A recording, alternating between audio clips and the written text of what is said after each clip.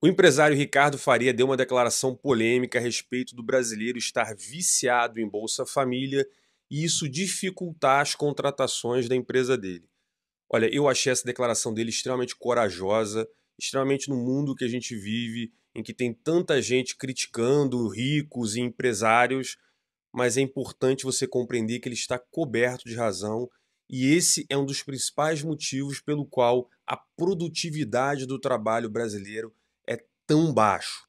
Então eu vou explicar para você por que eu concordo integralmente com a fala dele.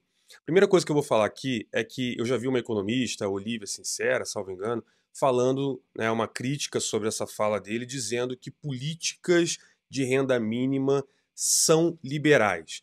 E ela tem razão. Milton Friedman defendeu isso, muita gente defende isso, eu mesmo acho que deveria existir uma política de renda mínima, mas ela não é a mesma coisa que o Bolsa Família.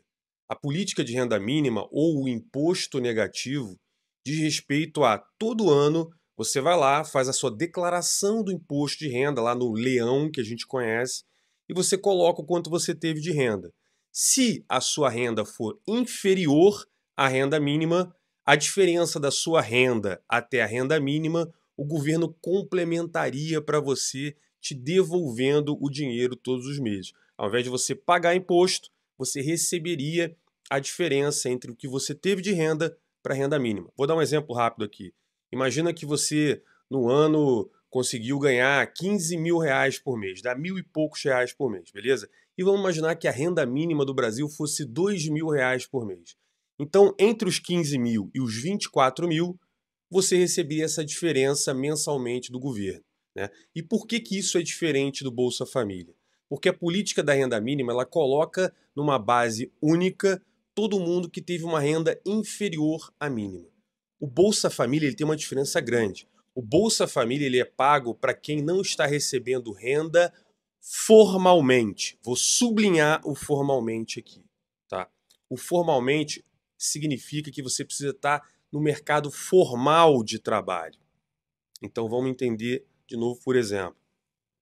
Vamos imaginar que você more no norte do Brasil, lá onde a Granja Faria ela tem operações.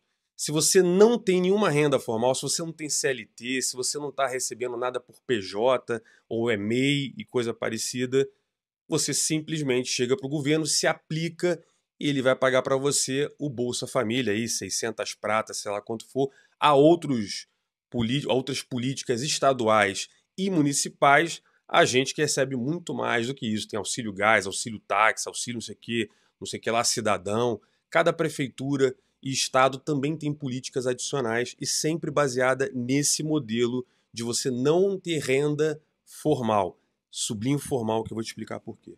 Então vamos lá. Eu trabalho no norte do Brasil, a gente está vendo aí que já tem 54 milhões de pessoas que recebem Bolsa Família e muita gente erroneamente tem chamado essas pessoas de vagabundos. Eles não são vagabundos, porque a maior parte, certamente, desses 54 milhões de brasileiros, eles trabalham sim, mas trabalham informalmente. Ou seja, o cara recebe lá, vou me fixar no Bolsa Família apenas, tá? O cara recebe lá 600 prata do Bolsa Família. Então ele ganha aquele dinheiro e aí ele fala o seguinte, porra, eu ganho o Bolsa Família aqui, mas eu vou fazer uma faxina. Eu vou, sei lá, ser servente pedreiro. Ah, eu vou trabalhar no mercado informalmente ali, carregando caixa. Ah, pô, eu vou dirigir um carro aqui para fazer um dinheirinho. O cara pode fazer um monte de trabalho informal. Vou vender sanduíche natural na praia. Tudo isso, se ele não estiver formalizado, ele vai ganhar o dinheiro fazendo isso e ganha também o Bolsa Família. E é aqui que está o problema. Vamos imaginar agora de novo lá a Granja Faria. Então, ó, o Ricardo Faria, porra, quer montar a empresa dele, quer expandir a empresa dele, e aí ele precisa o quê? De uma galera na logística. Vai chegar os ovos lá e tal, o cara tem que empacotar, ajeitar, encaixar, colocar no caminhão. É um trabalho simples. Você vai ser lá um inicial na área de logística. Aí o camarada que está recebendo Bolsa Família e, sei lá, é servente de pedreiro, aí ele fala, ah, quer saber, eu quero arrumar um emprego, quero crescer na vida, quero entrar numa empresa. Aí ele vai lá na Grande Família e se aplica a uma vaga. Aí ele é atendido por alguém que oferece um salário, vou até falar um salário para ficar fácil da gente compreender, de 2 mil reais por mês. Aí o cara vai fazer a seguinte conta primeiro. Porra, eu ganho R$ 600 do Bolsa Família. Deve ter uma coisa ou outra ali. Eu faço aqui, um bico ali de servente e tal, ganho mais R$ 1.000, R$ 1.500. Não vale a pena me aplicar para uma vaga de R$ 2.000. Então ele fala, é melhor eu continuar informal, trabalhando, fazendo meus bicos e ganhando a grana do governo. Para mim é melhor. Pro lado da Granja Faria, você pode falar, não, mas é só ela pagar mais. Só que ela já paga mais, meu pequeno gafanhoto. Se você algum dia já trabalhou em uma área de RH, se você já fechou folha de pagamento, você deveria saber que no Brasil, a quantidade de imposto que o governo entuba na empresa, no seu salário, sem você saber, é gigantesca. A conta que se faz aqui no Brasil, na média, é você pegar o salário que você vai pagar para alguém e você multiplica por 1,6 ou 1,8, depende da empresa, a quantidade de benefícios que você recebe. Então o camarada lá da Granja Faria, ele não vai te pagar R$ 2.000 por mês. Ele vai te pagar R$ 3.200 todos os meses para você ter um salário de 2.000. Só que aí, quando você receber seu salário de 2.000, o governo ainda vai te entubar FGTS, vai te entubar uma porrada de coisa, INSS, não sei o quê. E aí você vai ganhar o quê? 1.700 prata, 1.600 prata. Então, sob a ótica atual, quando você olha, todo mundo está certo. O Ricardo Faria lá, a Granja Faria, não vai pagar mais porque não tem como pagar mais para um cara que vai carregar a caixa. E para o cara que ia se aplicar essa vaga, ele fala, não, porra, é melhor eu não trabalhar lá na Granja Faria, é melhor eu continuar aqui fazendo meus bicos e ganhando Bolsa Família. Tá todo mundo certo. Só que isso gera um problema grave. E qual o problema grave? Quando você entra numa empresa, quando você é jovem, né? Principalmente acontece com jovem, tá? Quando você é jovem e começa a trabalhar, você vai ganhar pouco. Não tem o que fazer. Esse cara, por exemplo, vamos imaginar que seja um garoto novo. Tem lá 20 anos, 18 anos e ia entrar na Granja Faria. Aí eu tô pro seguinte, pô, não, eu quero continuar no informal, sendo servente de pedreiro aqui sei lá, ganhando meu dinheirinho do governo, tá? Só que se ele tivesse optado por entrar na Granja Faria, ele ia começar carregando caixa. Daqui a pouco, fazendo um trabalho direitinho, indo trabalhar todo dia, alguém ia falar, pô, vem cá, vou te explicar como é que você faz para lançar as notas fiscais aqui. Aí o cara vai lá, entra no computador, começa a mexer e tal, o cara fala, pô, legal que você lançou a nota, agora eu vou te ensinar um pouco sobre o SAP, tá? E tem esse BI aqui que você tem que mexer, e o cara começa a mexer. Aí daqui a pouco o cara tá entendendo de precificação, de tributo. Aí botam ele lá para a parte de CPD, sei lá, enfim. Aí ele vai crescendo, aí ele vira um analista de logística. Aí ele vira um coordenador da logística. Aí daqui a pouco ele tá trabalhando dentro da empresa, vai para a sede. A empresa abriu uma área nova, ele vai como coordenador de uma coisa maior. E é assim que a gente vai crescendo. Aí daqui a alguns anos, esse cara que começou carregando caixa, talvez ele, eu não vou falar que ele virou diretor, presidente, não, mas virou um coordenadorzinho, um coordenador sênior. Tá ganhando seus 8, 7, 8 mil reais, R$ 10.000, dependendo da região. E com R$ 10.000, plano de saúde, condição. Muitas vezes a empresa vai falar. A Granja Viana é uma empresa, a Granja Faria é uma empresa que tem operação internacional. De repente vai falar pro cara, pô, faz esse lançamento de nota fiscal aqui. Ah, mas é em inglês. Tudo bem, eu pago o teu curso de inglês para tu aprender. Então você vai se desenvolvendo como funcionário. E aí você vai crescendo na sua carreira. Aí daqui a pouco o moleque que estava com 20 anos e entrou carregando caixa, tem 30 e está numa posição muito mais estabilizada, tem uma capacidade muito maior do que ele teria se não tivesse entrado ali. Só que o que vai acontecer com esse cara que não fez isso? Ele vai virar servente pedreiro, vai ganhar a Bolsa Família, e aí ele vai fazer o quê? Vai continuar fazendo isso a vida inteira. Com 30 anos ele vai ser servente pedreiro. Aí vem uma crise no país, né? Vem um problema grave aí, o setor imobiliário despenca, aí ele fica sem emprego. O que ele sabe fazer? Ele só sabe ser servente de pedreiro. Ele não está numa empresa estruturada. Aí a região dele sofre um problema porque entrou um político A, um político B que fez cagada lá, e ele faz o que é da vida. Aí ele volta a viver só do Bolsa Família. Então o Bolsa Família, ele tem amarrado as pessoas a tentarem ficar nessa zona que é você nunca entrar no mercado formal e se desenvolver como carreira.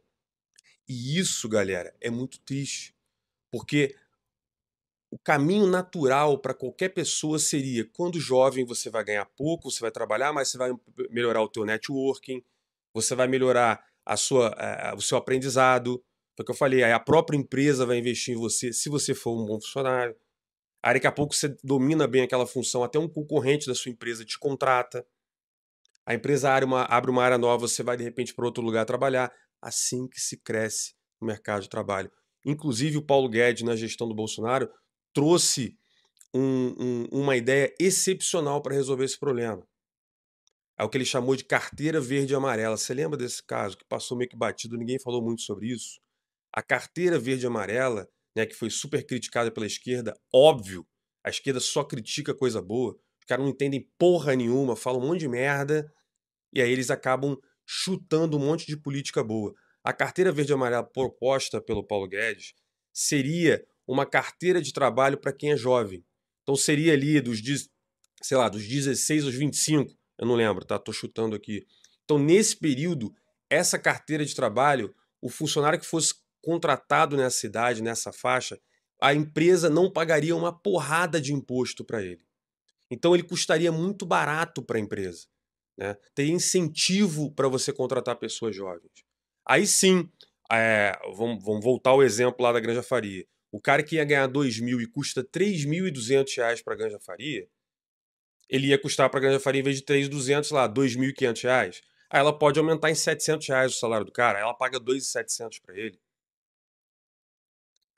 E aí o que acontece? Você resolve esse problema que existe no Brasil da juventude não ir para o mercado formal, e aí ela acaba presa no mercado informal fazendo trabalhos que não vão dar garantia de futuro para ela. E nesse ponto ele está correto. Aí sabe o que tem acontecido com empresas como a Granja Faria, que certamente é o investimento que o Ricardo Faria deve fazer na empresa dele? Mecanização. Aí o cara vai lá, contrata um robô, contrata não sei o quê, contrata equipamentos, tecnologia. Ou o que acontece com muitas empresas. Como a mão de obra no Brasil é muito cara, elas pegam e vão embora daqui. Por que você acha que uma blusinha da Shopee custa metade do preço de uma produzida aqui no Brasil?